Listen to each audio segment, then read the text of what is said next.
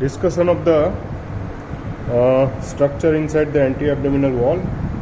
First of all, we reflect the skin, and this is the fatty layer. It is called the fascia camper, and below to it is this is the membranous layer. Here you can see this is the membranous layer. It is a and above this yellowish color it is a fascia camper, and below it membranous layer, it is called the fascia scarpa. Today basically we will dissect the, here we have reflect the external oblique muscles. It is directed downwards, forwards and medially. Fibers which is directed downwards, forwards and medially. Because of we have not reflected the superficial fascia, that's why it is not shiny. Here you can see it is a shiny, directed downwards, forwards and medially. I just cut the external oblique from the intercostal spaces on the lateral border, and then I will reflect this on the medial aspect. Here you can see this is the I just cut the interoblique and open the rectus sheath, and you can see this is the anterior lamina of the interoblique muscles. This is the anterior lamina of the interoblique, and this external oblique both are, it makes the major portion of the anterior boundary of the rectus sheath. And this rectus sheath has actually divided into the three parts: above to the costal cartilage, between the costal cartilage to the arcuate line, and below to the arcuate line. So, but today we will not discuss about the rectus sheath. Here you can see these are the nerves which is pierced to the rectus abdominis, and then it is pierced to the anterior lamina of the interoblique, external oblique, and then it supplies to the anti-abdominal wall. I will show you the some nerves. Here you can see this is a gap inside the external oblique. It is a we have dissected, so that's why it is slightly broadened. This is the superficial inguinal ring. This one is the superficial inguinal ring. This is the medial crura, and this is the lateral crura. And here you can see some of the fibers of the external oblique, which is goes upwards from the lateral crura, and it towards the linea alba, and these fibers which is goes medially, it is called the reflected part of the inguinal ligament. Now I will show you the first nerve. Here you can see this is a nerve which come out from the superficial inguinal ring. It is the ilioinguinal nerve. It is a branch of the L1. Here you can see this is a ilioinguinal nerve. So this is the ilioinguinal nerve, and this is the course. I will show you here at that level. The nerve which is pierced goes deeply inside to the muscles. Here you can see this is the ilioinguinal nerve which is goes deep.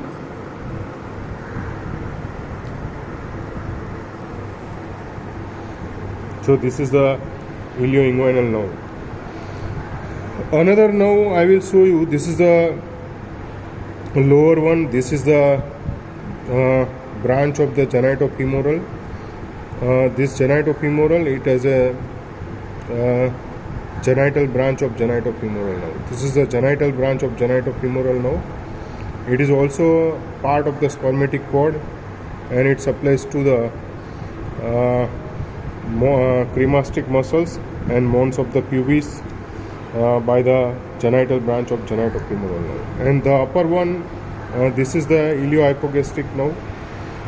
This is the iliohypogastric nerve. Here you can see this is a path of the, I will just cut the internal oblique. On the, here you can see deep to the internal oblique this, and between the transverse abdominis muscles, this is the iliohypogastric nerve. So this is the iliohypogastric nerve. Throughout it is come. It is also a branch of the L1, just above to the ilioinguinal nerve. Just above to the ilioinguinal nerve. So this is the ilioinguinal nerve, and this one is the iliohypogastric nerve, and this is the genitofemoral nerve. This is the genital branch of genitofemoral nerve. and iliohypogastric, which is goes upwards and medially inside the hypogastric region, and it supplies the skin over the hypogastric area. Here you can see this is the iliohypogastric nerve. This is the genital branch of genitofemoral nerve. Here you can see this is a genital branch of genitofemoral nerve. Another nerve, here you can see this is a femoral vein, this is a femoral artery, and the nerve which is the come out over the femoral artery, it is the femoral branch of genitofemoral nerve. This is the femoral branch of genitofemoral nerve. I will just pull this nerve. You can see here the same nerve, the same fiber of the genitofemoral which is pulled here. You can see this is the genitofemoral femoral branch of genitofemoral nerve. So this is the femoral branch of genitofemoral nerve. Here you can see this is the deep inguinal ring. Deep inguinal ring, it is the gap inside the fascia transversalis, and it passed the spermatic cord. It passed the spermatic cords. Here you can see some of the fibers which is goes from the front side to the roof, and then it goes to the back side. It is the fiber of the, this is the conjoint tendon fiber. Here you can see this is the fiber of the conjoint tendon. So this is the fiber of the conjoint tendon. This conjoint tendon, which is formed by the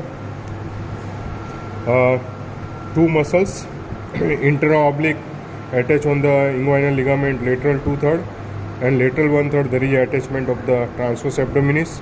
So it makes the three boundaries: anterior boundary of the inguinal canal, roof of the inguinal canal into the middle part, and posterior boundary of the inguinal canal on the medial aspect, just behind to the superficial inguinal ring, which is reinforced by the conjoint tendons,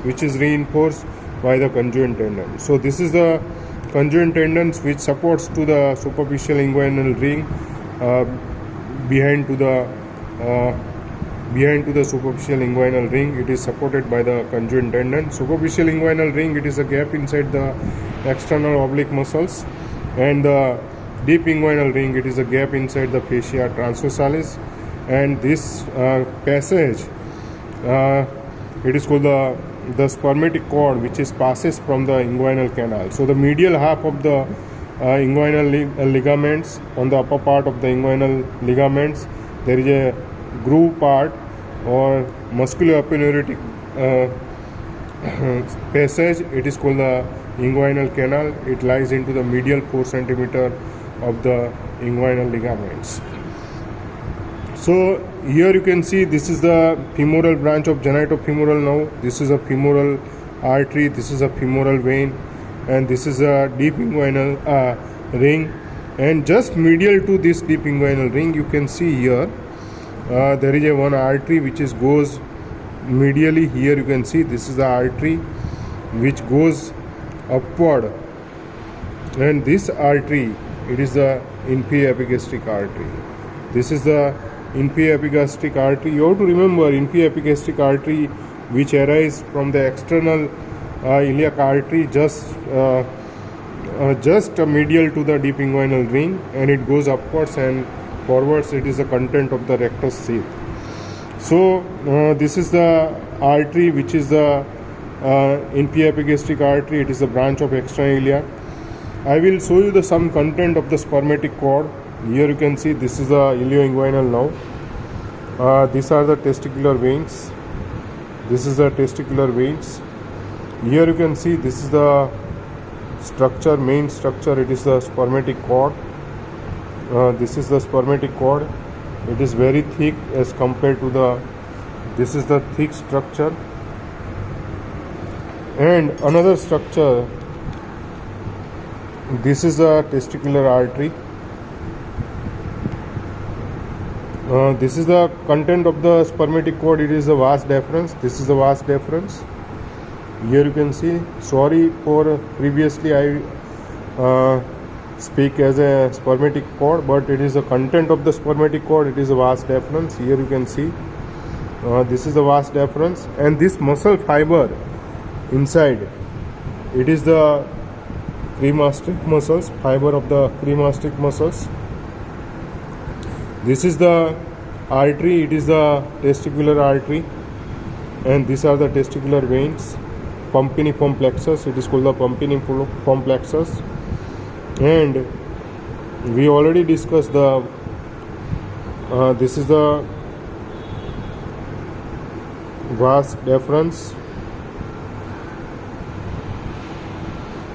Some of the, like here you can see, this is a genital branch of genitofemoral nerve. This is the ilioinguinal, but this one is the genital branch of genitofemoral nerve. This is the content, and above iliohypogastric, which is not lies inside the content.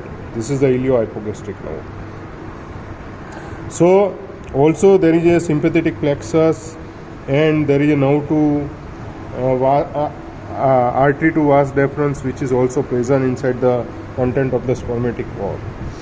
So these are the structure you can see here. This is the once again external oblique. This is the rectus abdominis muscles, and the lower part here you can see this nerve. It is called the subcostal nerve. This is the subcostal nerve. This one is the iliohypogastric nerve, and this is the genital branch of genitofemoral nerve. This is the genital branch of genitofemoral nerve. Here you can see this is the content from the superficial inguinal vein. This is the ilioinguinal nerve. It supplies to the anterior two-thirds of the scrotum and labia majora. Here you can see this is the course of the iliohypogastric nerve between the interoblique and transverse abdominis. Here you can see this muscle, it is the transverse abdominis. I have cut the interoblique from the iliac crest. It directed upwards, forwards, and medially. It is the direction of the, and this fiber here you can see this is the transverse abdominis, which is goes transversely, fiber which is goes transversely. And always you have to remember neurovascular bundles, which is lies in between the interoblique and transverse abdominis muscles. I will show you one more now. This is the lateral cutaneous nerve of the thigh. This is the lateral cutaneous nerve of the thigh. I will just cut the this is the nerve which is goes inside. Here you can see this is the course of the lateral cutaneous nerve of the thigh. Here you can see this is the lateral cutaneous nerve of the thigh. So this is the lateral cutaneous nerve of the thigh. I think so. This exactly I don't know, but it may be the fiber of the L1, which also either L1 and subcostal fibers, which is innervate to the gluteal region. So this is the fiber which is coming from the L1.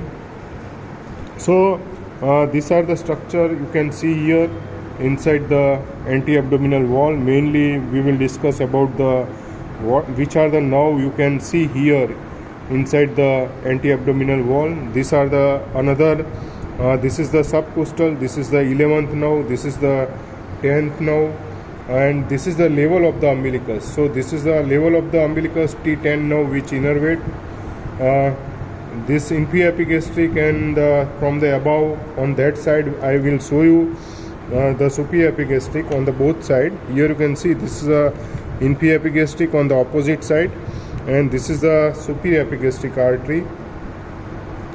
Both artery which is anastomosis inside the rectus sheath. Here you can see this is the superior epigastric artery.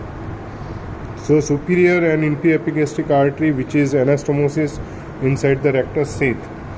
So these are the structure you have seen inside the anti-abdominal wall, and let's we will discuss about the peritoneum into the next lecture. And I hope you like all the branches. Once again, this is the external oblique, this is the iliohypogastric, and this lower one it is the genital branch of genitofemoral nerve. This is the genital branch of genitofemoral nerve which is come out from the superficial inguinal. It is a part of the spermatic cord. This is the ilioinguinal nerve. This one is the spermatic cord. This is the vas deferens. It is the content of the spermatic cord. This is the testicular artery, and this is the pumpiniform plexus. This is the pumpiniform plexus, and artery to the vas deferens, also a content. So these are the content inside the spermatic cord. This is the deep inguinal ring, which is lies inside the gap inside the fascia transversalis. This one is the conjoint tendon. The fiber of the interoblique and transverse abdominis both are making the anterior boundary of the inguinal ligament into the anterior lateral side. Into the middle part it makes the roof, and on the medially it makes the posterior boundary of the inguinal superficial inguinal ring. It makes the conjoint tendon which strengthen the superficial inguinal ring by the posteriorly. So the conjoint tendon, it becomes continuous as a inside the spermatic cord as a cremasteric muscles. Here you can see these are the fibers which is goes inside the spermatic cords. It makes the cremasteric muscles. And you have to remember there are four mechanism of the inguinal to protect the inguinal hernia by the four mechanism. Increase the pressure from the anterior abdominal wall. There is a deep inguinal ring and superficial inguinal ring into the not into the same plane. It is oblique, as well as pressure which is come from the posterior abdominal wall. The pressure lies on here, not on the superficial inguinal ring. So approximation of the anterior and posterior wall, it is called the flap wall mechanism. Contractions of the cremasteric vessels, and there is a plugging of the spermatic cord inside the superficial inguinal ring. It calls the ball valve mechanism. There is a medial lateral crura and medial crura of the gap inside the superficial inguinal ring. It is called the slit valve mechanism. Contraction of this muscle, it is called the slit valve mechanism. And conjoint tendon, which makes the anterior boundary, it makes the roof and posterior boundary. Contraction of these muscles, it lead to there is a roof and floor which is come together. It is called the Sutter valve mechanism. It is called the Sutter valve mechanism. So this is about to the structure inside the anti-abdominal wall and mechanism of the inguinal canal and content of the spermatic cords and the nerves inside the lower abdominal walls. So this is, I hope you, I think so you like the lecture and content of the anti-abdominal walls.